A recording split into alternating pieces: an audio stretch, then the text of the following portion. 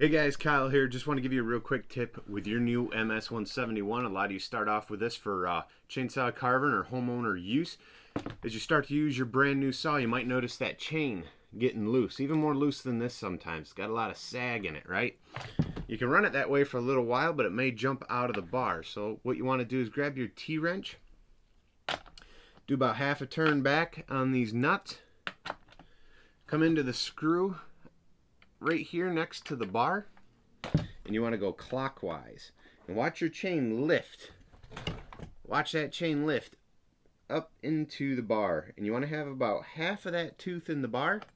Stop, tighten down that first nut, tighten down that second nut, and you are ready to start cutting again. This is going to help with the longevity of your bar and chain. Remember, it's okay to keep making adjustments. Keep an eye out for some more tips and videos. Hit subscribe. Give this one a thumbs up. See you later.